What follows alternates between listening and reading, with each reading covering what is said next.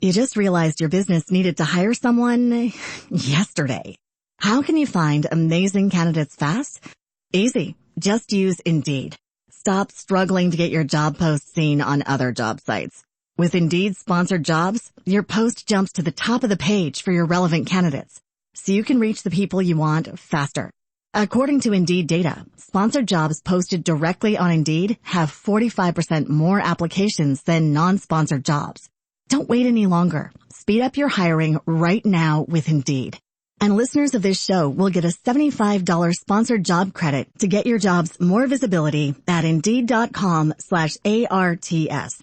Just go to Indeed.com/ARTS right now and support our show by saying you heard about Indeed on this podcast. Terms and conditions apply. Hiring? Indeed is all you need. By special recording, General Mills, makers of Wheaties, Breakfast of Champions, and Cheerios, the oat cereal ready to eat, presents The Lone Ranger.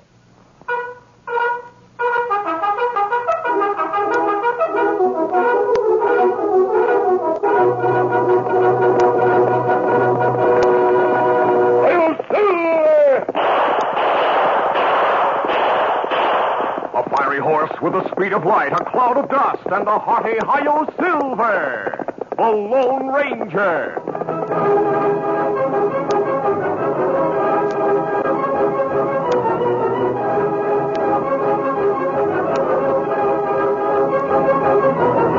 With his faithful Indian companion Tonto, the daring and resourceful masked rider of the plains led the fight for law and order in the early western United States. Nowhere in the pages of history can one find a greater champion of justice. Return with us now to those thrilling days of yesteryear. From out of the past come the thundering hoofbeats of the great horse Silver. The Lone Ranger rides again. Come on, Silver. Let's go, big fellow. Hi-yo, Silver. Away!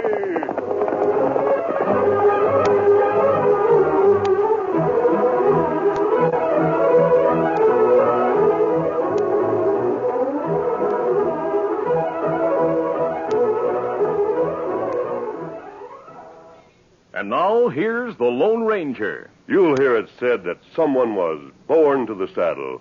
That means he's a mighty good rider. But remember, like anyone else, he had to learn to ride. He probably took many spills doing it. He's good because he practiced, rode every time he had a chance. In anything, not just riding. The winners are the fellows who train. Champions are made, not born. I'll agree, Lone Ranger. But is there anything besides practice a person can do to help his training? Absolutely. Eat the right foods. I'd like to pass along something the old pioneers knew. Wheat is one of the best all-around foods you can find for staying power and energy. Today's champions agree with the pioneers about wheat, Lone Ranger. Champions choose Wheaties. There's a whole kernel of wheat in every Wheaties flake. Champions are made, not born. Get on your way with Wheaties, Breakfast of Champions.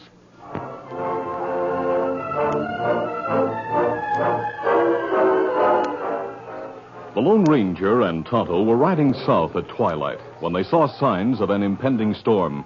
They camped in a cave, and soon after dark heard distant thunder. It's going to rain hard before morning, Tonto. I'm glad we found this cave. It save us building shelter. The storm's moving this way. Imasabi. Yes? Me hear something. Sound like railroad train. That's what it is. We're near the new tracks of the Union Pacific. But men still working tracks. They're working at the end of line, some distance west of here. That train's probably carrying supplies. Sitting near the mouth of the cave, the masked man and his Indian friend listened to the train and the intermittent thunder. They heard the engine labor on a long uphill climb. They heard it moving slower and slower as it approached the crest. And then it stopped. It was the threat of sudden death, not lack of power, that stopped the train, a short distance below the crest of the hill. The engineer and fireman stood in the cab with their hands raised and faced two men with guns. The gunmen's faces were concealed by red bandanas, through which eye holes had been cut. You, engineer, keep your hands high until the fireman's tied. If you make a fast move, I'll blow your head off. If you spalpeens are after the payroll cash, you're due for a disappointment. Now, don't tell me it's not on this. Being on the train is one thing, but getting it off is something different. That'll hold your hands. Should I gag him, boss? That's not necessary, but tie their feet. And you stay here in the cab and guard them while I go see if the boys need help in getting the cash. They'll need more help than you can give them. You'll find that out.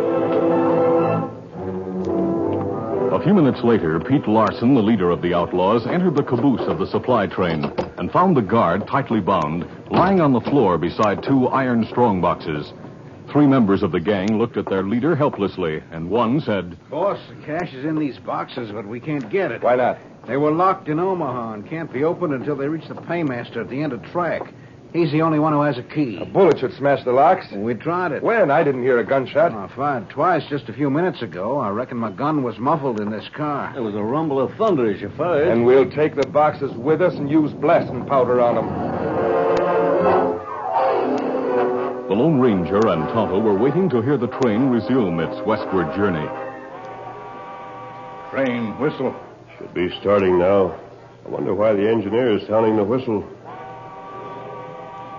Maybe him signal other railroad men. That whistle can't be heard as far as the end of track. A 3-time whistle sound. Yes, and 3 gunshots is a signal for help. Maybe 3 train whistle mean same thing. Come on, Tonto. We'll saddle the horses and find out.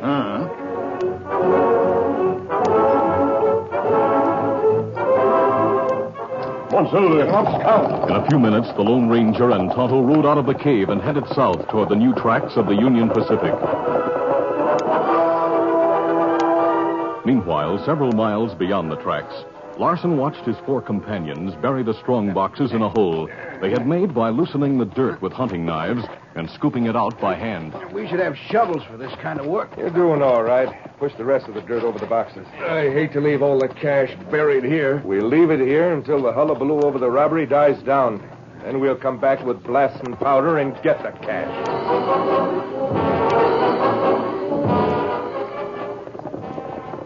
The Lone Ranger and Tonto drew rein beside the halted locomotive and climbed into the cab. The red glow from the open firebox revealed the engineer and fireman tightly bound. The engineer exclaimed, Mask! The saints preserve us. How many crooks are We're there? not crooks. Hold still while I cut the ropes. Free that man, Tonto. Tell me what happened. When we were moving slow on the upgrade, 5 men rode alongside. Their faces were covered and they held guns on us. I had to stop the train or we'd have both been killed. And when we stopped, 2 of the crooks came into this engine cab and tied us. The others went after the payroll money. It was the cash for the boys at the end of the track. There, your ankles are free. Thanks. I've got to see if the guard was killed. Oh, my feet are asleep. They'll be all right in a minute. Mine are asleep, too.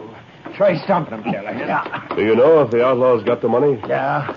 We saw them riding south with the heavy strong boxes slung across the back of one of the horses. Do they have an extra horse? No. One of the crooks rode double. I waited a while, and I got the whistle caught in my teeth and gave the signal for help. I didn't know that it would be heard and understood, but it was all I could do. Feel better now? Uh-huh. I reckon so. Feels like pins and needles sticking in my feet, but I can walk. And let's see about the guard.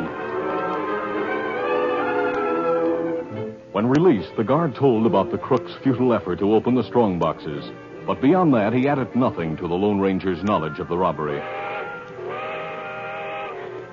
In a short time, the supply train was once more underway. While it chugged westward toward the end of track, the Lone Ranger and Tonto rode south.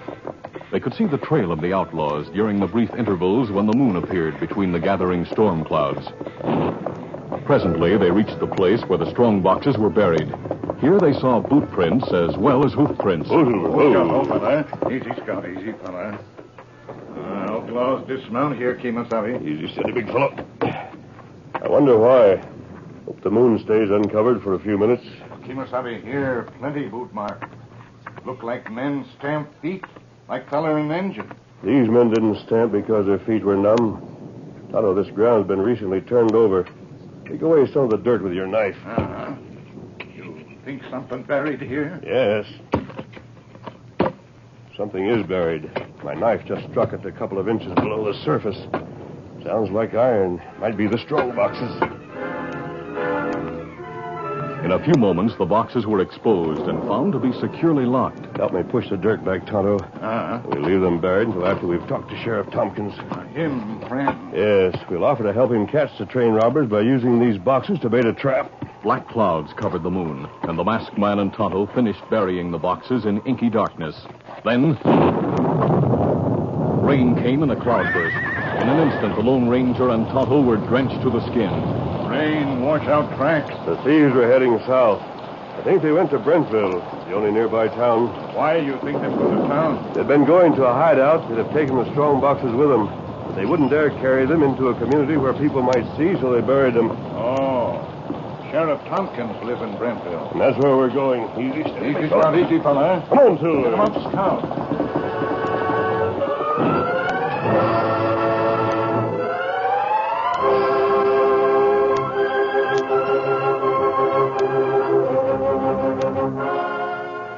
The sheriff lived alone in a small house near the edge of town. He was an early riser and habitually prepared and ate his breakfast before daybreak. The morning after the storm was no exception. He was frying eggs and bacon when someone rapped on the back door. Yes, come in. Good morning, Sheriff. You. By Juniper, I'm glad to see you. It's been a long time since we last met. Well, I'm glad to see you, Sheriff. Where's Tonto? In your saddle shed, rubbing down our horses. We took the liberty of putting them there. You did the right thing. If they're as wet as you, they need a rub down. You'll find my clothes in the bedroom. Help yourself. They'll be too small for you, but they'll be dry. While you're changing, I'll put more eggs and bacon on the stove. Just a minute, Sheriff. There was a train robbery last night, a supply train. 5 thieves stole the payroll money for the workers at the end of track. Well, tell me about it while we eat.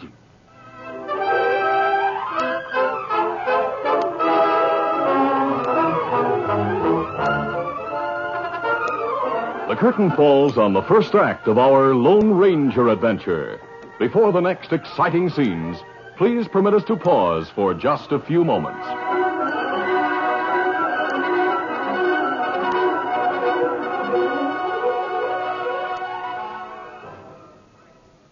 Cause champions are made, not born. Yes, sir. Get on your way. Get on your way. Get on your way with Wheaties.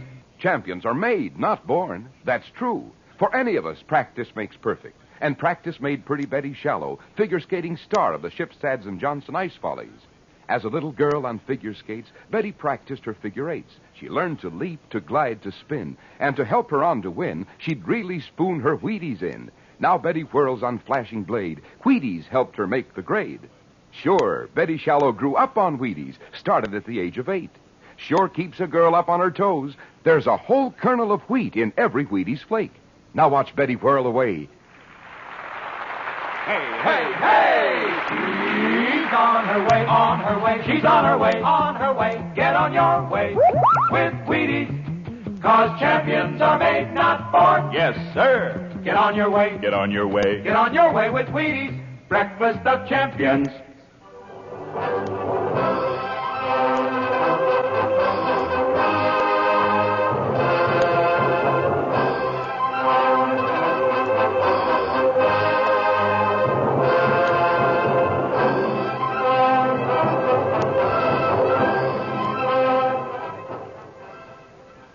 Now to continue.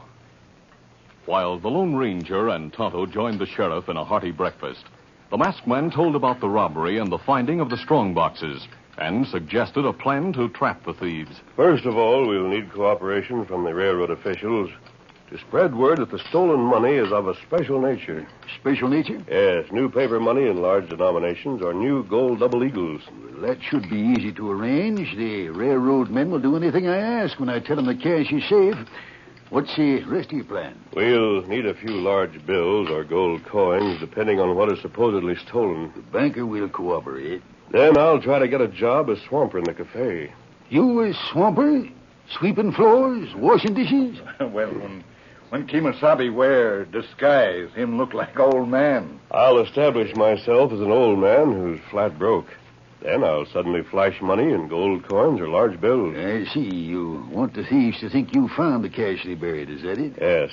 If those thieves are in town, as I think, They'll surely spend time in the cafe. And hear about your sudden wealth. That's right. Then their logical move would be to go where they buried the strong boxes to see if they've been disturbed. Right. It's a good plan, and I'm for it.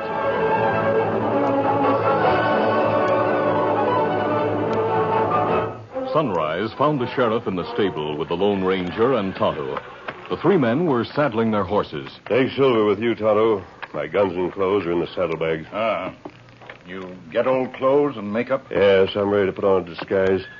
Sheriff, it'll likely be after dark when you return from the meeting with the railroad men. Yes, I reckon so. It's a long ride to the end of the track. By then, I hope to be a swamper in the cafe.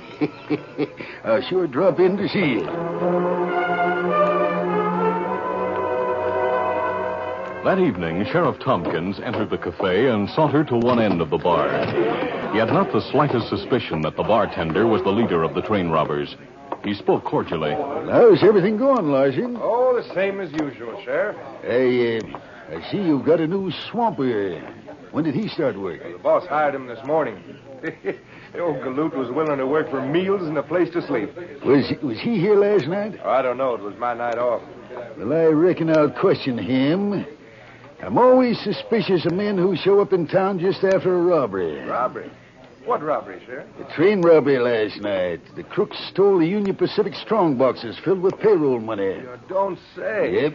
Say, what's the swamper's name? Oh, we call him Joe, but you can't accuse that old man of being a train robber. I just want to talk to him. As he approached the man with the broom, the sheriff found it hard to believe that the swamper, who looked so old and feeble, was actually the Lone Ranger. Hey, Joe. You speaking to me, mister? Yes, I want to talk to you. Did you see the railroad men? Yes, everything you said. The word's going out that the strong boxes held double eagles. Then I'll need a few of them. I got some from the bank here. I'm dropping them into the pocket of your coat. Word of the robbery will be all over town by tomorrow night. And tomorrow night I'll start spending double eagles.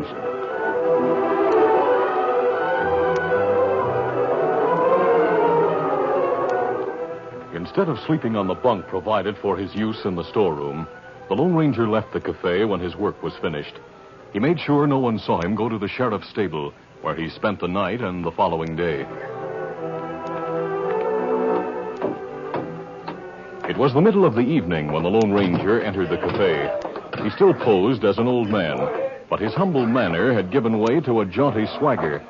When he stepped to the bar, Larson frowned and said, Well, it's high time you showed up. The boss is mighty sore. Well, let him get sore. Why, you old goat. And don't give me any sassy talk, because I'm here as a customer. Customer? You got any money? What do you call this, huh? What? Double eagle. Change it for silver dollars. I aim to try my luck in the gaming room. Where'd you get $20? I don't see it's any of your business.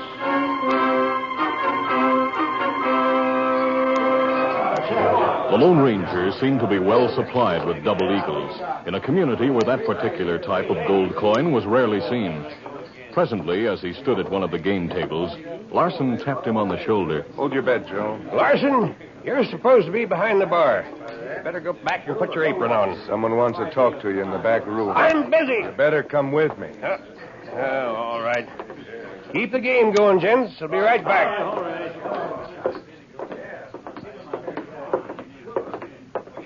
Open the door and go on in. Who are those two men? Go on in. Hey, you needn't shout me. You get more than a shove if you don't answer questions. Who's that man? We're asking the questions. Now, you listen to me, Joe. You spent around $100 in gold in the past half hour. Where'd you get your cash? Man gave it to me. That's where I got it. Who? Dad Rabbit, I'm not answering any more questions unless I know who's asking them. Now, if you're a lawman, show me a badge or credentials. Oh, trying to be smart, eh? Well, you better get this straight. Let go of the front of my shirt. You talk or we'll get rough with you. Where'd you get that gold? I told you a man gave Who it. is he? I'll talk to the sheriff. You talk to us. Let me at him, Jake. He'll talk after I rake his head with a gun. Larson, you can't let him treat me like this. No. Well, guess again, Joe.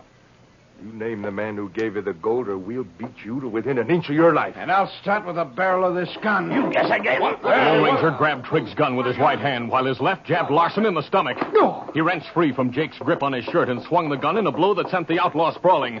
He dropped low and charged against Trigg, who fell back against the table. At the same instant, the Lone Ranger fired at the single light in the room, which was hung from the ceiling. In the darkness and confusion, while the three outlaws were helplessly off balance, the Lone Ranger leaped through the window. Outside, he ran to the hitch rail and leaped to the back of a strong horse he had brought from the sheriff's stable. Get up, come on now. He was far down the street by the time Larson, Jake, and Trigg reached the front of the cafe. There he goes, heading out of town. Hold your fire, Jake. He stole our gold. You can't hit him at that distance. We were too slow getting through that window. We'd have made better time if we'd gone through the cafe. We never got through the crowd.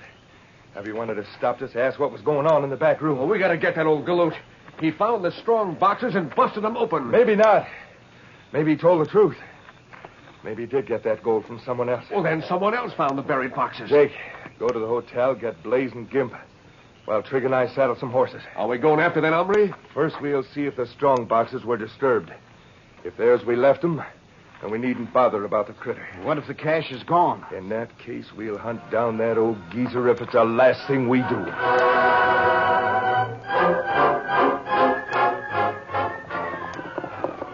In less than a quarter of an hour, the five thieves were riding north, retracing the route they had traveled on the night of the robbery.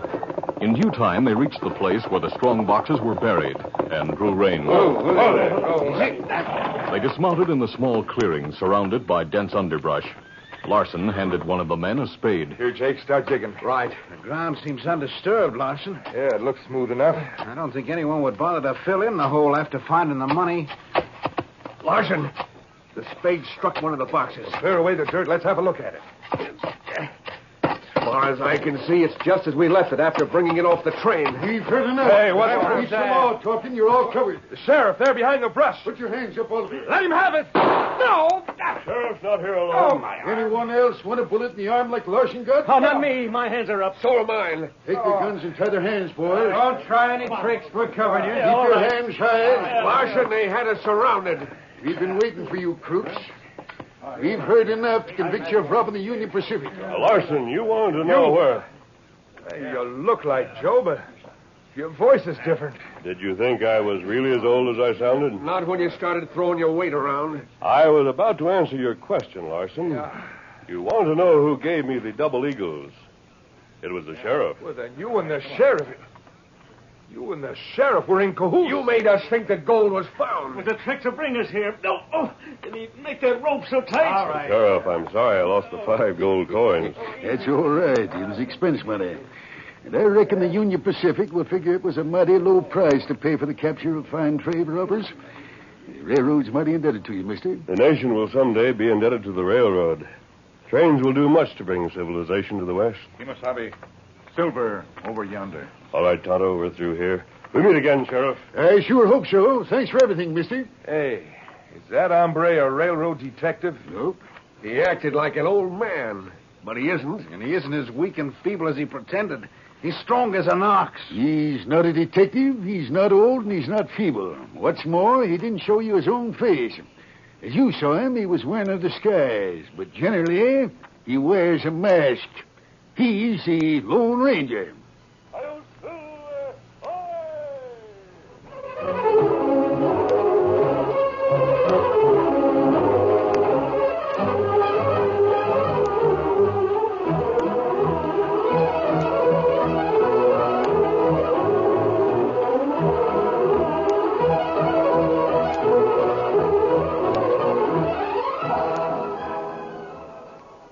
Diving Doris is 13, and she is a diving queen. She can do a flip because she knows she's got go power from Cheerios. Yes, she's got go power. There she goes. She's feeling her Cheerios, Cheerios, Cheerios. Want Go Power? You'll get it from Cheerios. That's right. The delicious O-shaped cereal does good things for your body when you have it every morning in a big bowl of milk. Here's why. Every spoonful of Cheerios and milk contains vitamins, minerals, and proteins your body needs. So a Cheerios breakfast helps give you healthy nerves, good red blood, strong bones and muscles. Enjoy Cheerios every breakfast. Then you'll hear... She's feeling her Cheerios.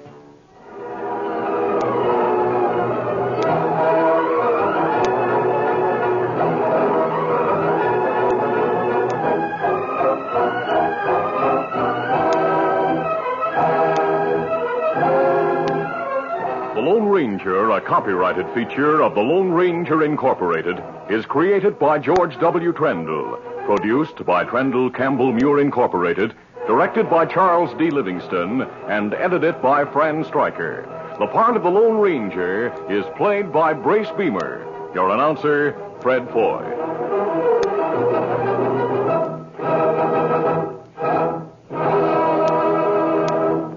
The Lone Ranger is brought to you by General Mills every Monday, Wednesday, and Friday at this same time. Be sure to listen. This recorded program has come to you from Detroit. This is ABC Radio Network.